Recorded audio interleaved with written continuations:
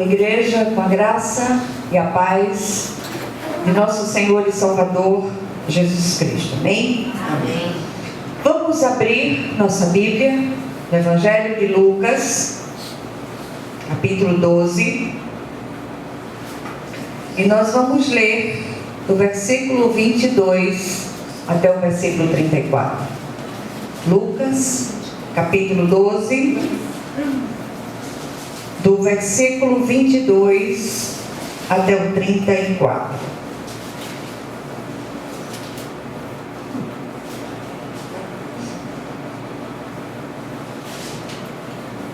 Eu já sei que o Senhor quer falar sobre esse assunto conosco hoje.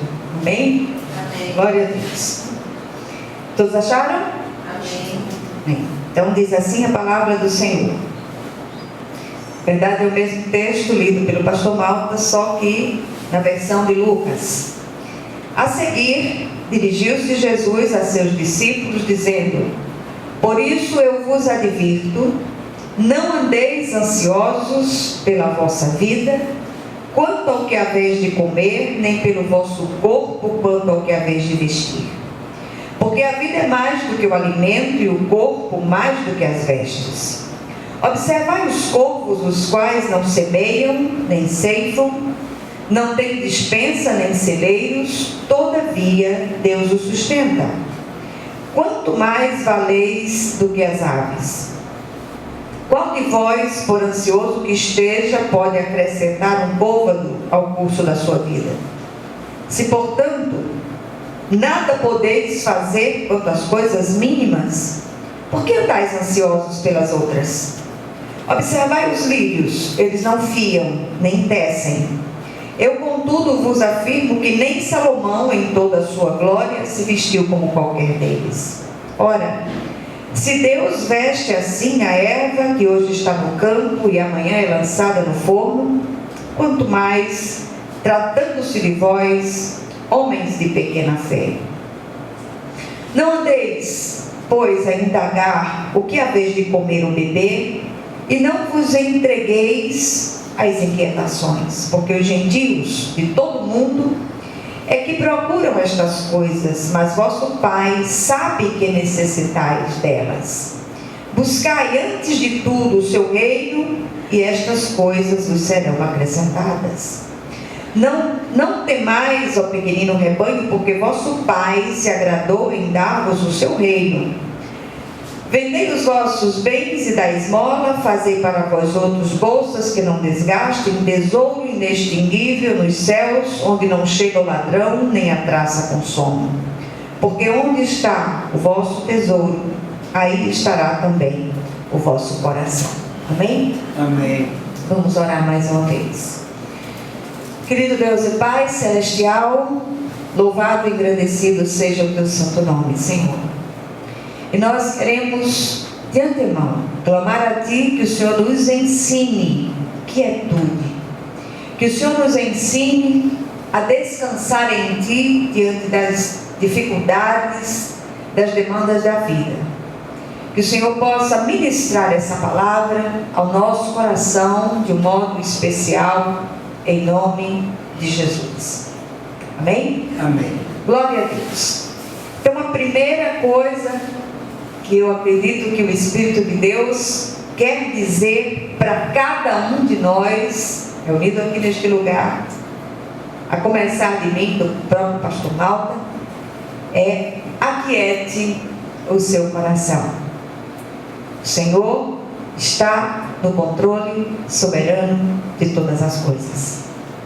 E o grande desafio nosso como servos de Deus, como crentes em Jesus, é exatamente isso: não nos deixar contaminar pelas inquietações que estão à nossa volta. O texto lido ele foi narrado estrategicamente por Lucas, depois da parábola daquele homem rico que produziu com abundância e resolveu derrubar seus celeiros e fazê-los ainda maiores para ajuntar cada vez mais. E é interessante porque Jesus, ele usa as coisas do dia a dia para nos trazer os seus ensinos preciosos. O episódio do texto que nós lemos, ele se contrapõe àquela parábola, desafiando os ouvintes de forma imperativa quanto à atitude confiante que devemos ter para com Deus. E é interessante que confiança é algo que se adquire. E nós temos experiência em confiar em determinadas pessoas. Por andar com essas pessoas, por ter a experiência de que elas são confiáveis, nós depositamos nessas pessoas humanas, falhas, limitadas como nós, depositamos a nossa confiança. E eu pergunto, por que nós não confiamos em Deus? Será que não tem faltado da nossa parte uma busca maior pela presença do Senhor? Um andar com o Senhor a cada dia? Um dia desse, eu conversando com alguns irmãos, eu digo, nós precisamos aprender a chamar Jesus para o nosso cotidiano. Nós precisamos aprender a chamar Jesus para as nossas encrencas, para as nossas dificuldades diárias. Nós precisamos aprender a conversar com Jesus andando no caminho, sentados nas nossas casas. Nós precisamos aprender a desfrutar dessa intimidade com Cristo, e só andando com Cristo no nível de intimidade assim, nós vamos aprender a confiar nele. Vivemos um tempo de grandes correrias, nós nos agitamos de um lado para outro, e os verbos que nós mais conjugamos, por incrível que pareça, são correr, competir, desejar, alcançar, conseguir, preocupar, inquietar, conquistar, ajuntar, perseguir, amealhar. Ufa, dá um cansaço só de fazer a leitura desses verbos. E tem muitos outros verbos que eles nos impelem ao movimento constante, à inquietação constante. E nós temos nos cansado de correr atrás do vento. E a gente tem dito muitas vezes aqui que a igreja contemporânea, ela está vivendo um tempo de preparação para a segunda vinda de Cristo. E você pode dizer, olha, desde que os pais adormeceram, que se fala na segunda vinda de Cristo, mas eu queria dizer a você que nunca os sinais com relação à segunda vinda, nunca esses sinais foram tão evidentes aos nossos olhos. E nós precisamos aprender a mudar a rota das nossas prioridades. Buscar em primeiro lugar o reino de Deus e a sua justiça, e as demais coisas vos serão acrescentadas. E eu queria chamá-los para juntos nós olharmos outra vez para este texto, para que nós pudéssemos compreender aquilo que o Espírito deseja ministrar a cada um de nós. O pastor orou para que nós fôssemos ministrados pelo Espírito de Deus, para que nós compreendêssemos aquilo que o Espírito deseja ministrar ao nosso coração. E a minha oração hoje é que você não saia daqui da mesma maneira, que nós sejamos tocados pelo Espírito de Deus, naquilo que eu sou extremamente deficiente para comunicar as verdades de Deus, que o próprio Espírito ele possa despertar você, ele possa abrir o seu entendimento para que você compreenda aquilo que ele deseja nos ensinar. O Senhor em sua palavra nos deixou a provisão para não temer e não nos inquietar. Alguns estudiosos falam sobre isso e dizem que há pelo menos 366 vezes a expressão não temas. E todas as vezes que nós lemos essa expressão, ela sempre vem acompanhada de uma palavra de encorajamento. Não temas, porque eu sou contigo. Não te assombres, porque eu sou o teu Deus. O Senhor sempre traz, junto com essa expressão, uma palavra de encorajamento. Então nós precisamos aprender a confiar naquilo que o nosso Deus soberano, criador e sustentador de todas as coisas, o que ele fala conosco. Então é incrível como essa exortação é recorrente em toda a palavra de Gênesis até Apocalipse. Que possamos exercitar essa confiança em nosso Senhor Jesus Cristo, no dia a dia, não nos entregando às inquietações. E cada vez que uma inquietação nos assalta, nós precisamos aprender a parar e lembrar que o Senhor disse: não temas, porque eu sou contigo. Amém? Amém. Então o texto que nós lemos é um texto bastante conhecido da palavra. E como eu disse no início, o mesmo texto trazido pelo pastor Malta no Sermão do Monte, do ponto de vista de Mateus, nós trazemos através do Evangelho de Lucas. E o texto nos ensina a maneira sábia de enfrentar as lutas diárias, trazendo à memória algumas verdades que nós não podemos perder de vista. Primeira verdade, nós precisamos lembrar que Deus prioriza a vida em detrimento das coisas que aparentemente a sustentam. Então os versículos 22 a 24, e 27 e 28, eles dizem o seguinte, 22 a 24, diz o seguinte: a seguir dirigiu-se Jesus a seus discípulos, dizendo: por isso eu vos advirto, não andeis ansiosos pela vossa vida, quanto ao que haveis de comer, nem pelo vosso corpo, quanto ao que haveis de vestir. Porque a vida é mais do que o alimento, e o corpo mais do que as vestes. Observai os corvos, os quais não semeiam, nem ceifam, nem têm despensa, nem celeiros, todavia Deus os sustenta. Quanto mais valeis do que as aves. 28 e 29, não é isso?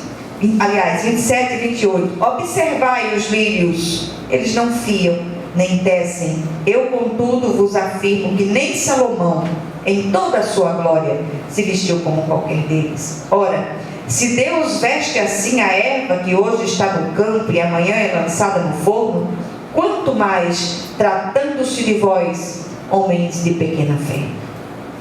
Presta atenção àquilo que o Senhor deseja ministrar ao nosso coração. Em Deuteronômio, capítulo 8, versículo 3, o Senhor diz: não só de pão viverá o homem, mas de tudo o que procede da boca do Senhor viverá o homem. Será que nas nossas lutas, nas nossas inquietações, nas nossas correrias de um lado para outro, nós paramos para pensar a respeito das coisas espirituais?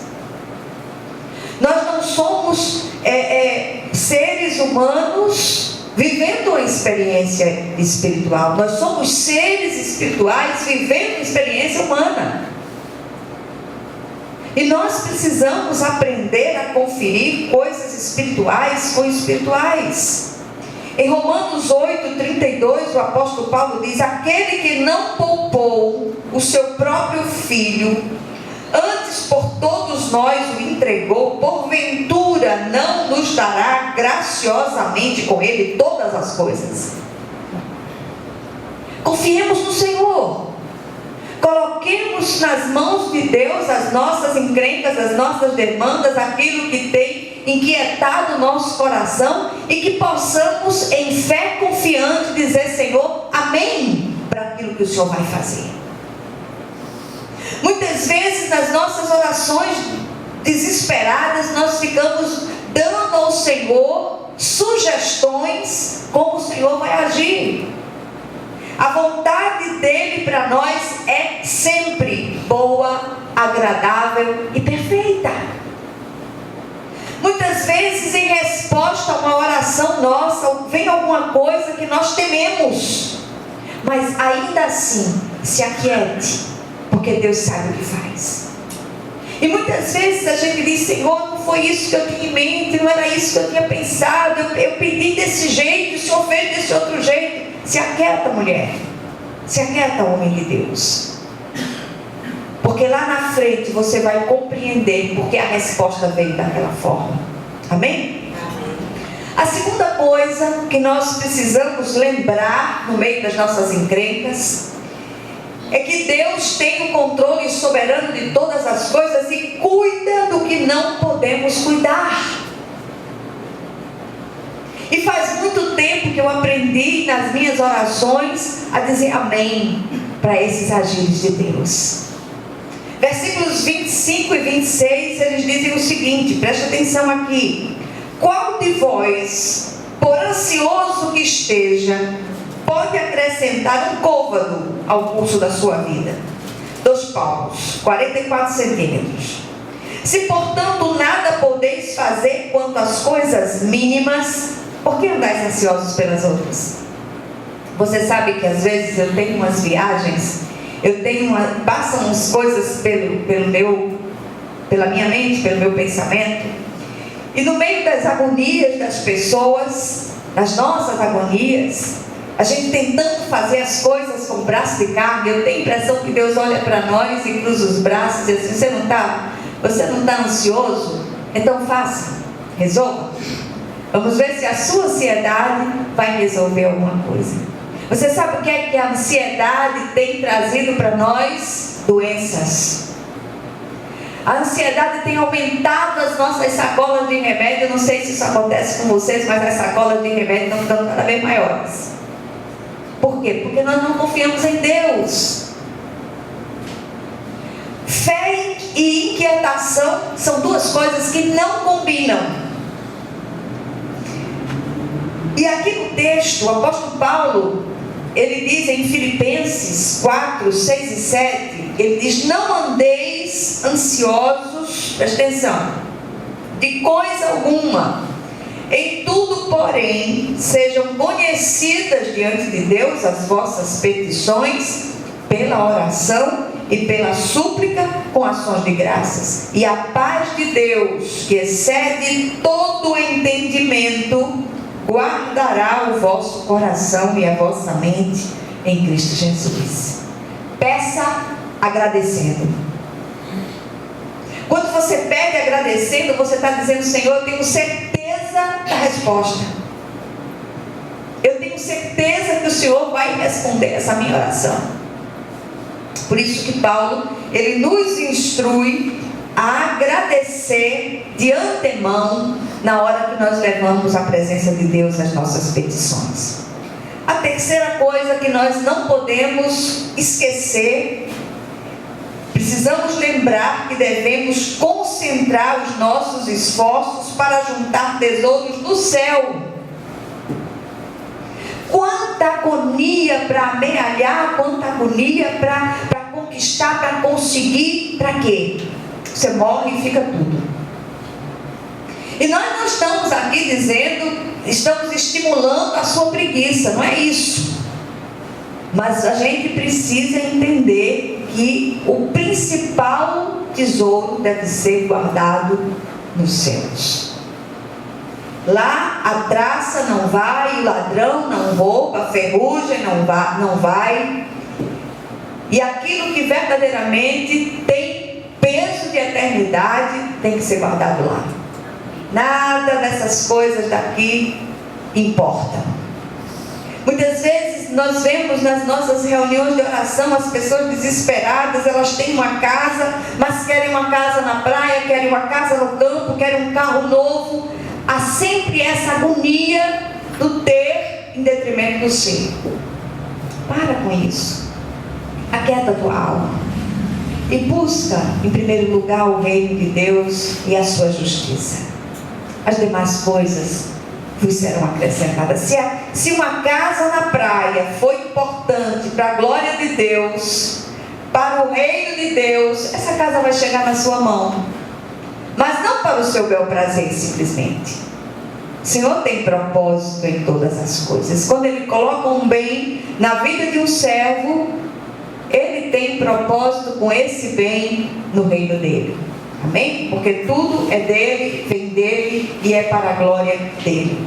E em quarto e último lugar, nós precisamos lembrar que o temor e a ansiedade são características do incrédulo. Os filhos do reino devem exercitar confiança e quietude. O salmista no Salmo 131, versículo 2, ele diz: fiz calar e sossegar a minha alma, como a criança desmamada se aquieta nos braços de sua mãe. Com essa criança é a minha alma para comigo. Então que nós possamos aprender a fazer aquietar a nossa alma. Sossegue a sua alma. Dome a sua alma exigente. Diga, te aquieta, minha alma. Te aquieta, porque o Senhor, Ele tem o controle de todas as coisas. Assim como o salmista no Salmo 42 falou com a sua alma batida, fale com a sua alma inquieta. O salmista no Salmo 42 diz: por que estás abatida, ó minha alma? Por que te perturbas dentro de mim? Que você possa dizer: por que estás inquieta, ó minha alma? O Senhor, Ele é Deus soberano e tem o controle de todas as coisas. Amém? E ainda percorrendo a palavra sobre este assunto, encontramos o autor de Hebreus, capítulo 12, versículo 12, dizendo: por isso restabelecei as mãos descaídas e os joelhos trôpegos. Tem crente tão desesperado, tem crente tão sem visão, tão sem foco da presença do Senhor, que eu fico olhando assim e digo: meu Deus, que testemunho é aquele? Misericórdia, Jesus. Vai ali e acorde esse teu servo, acorde essa tua serva, em nome de Jesus.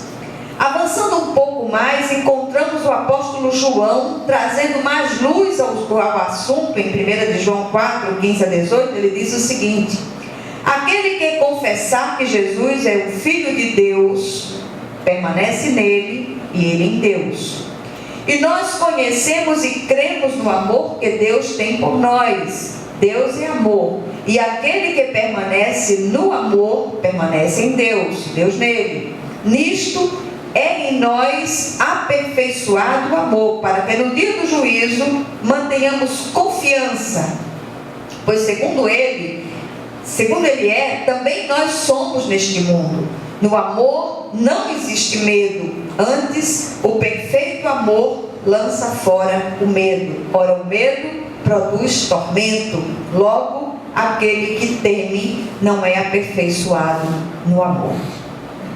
Amém? Que o texto nos ensina no dia de hoje. Tenho certeza que o Senhor marcou um encontro com você nesse lugar para dizer exatamente isso. Até porque o pastor não sabia qual era o tema da palavra e ele fez a leitura devocional no mesmo texto.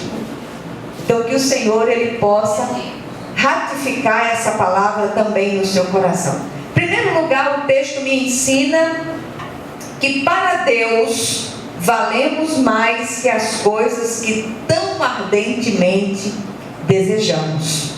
Segundo lugar, Ele cuida do que não podemos cuidar e faz o que não podemos fazer. Portanto, tudo o que temos a fazer é descansar nele.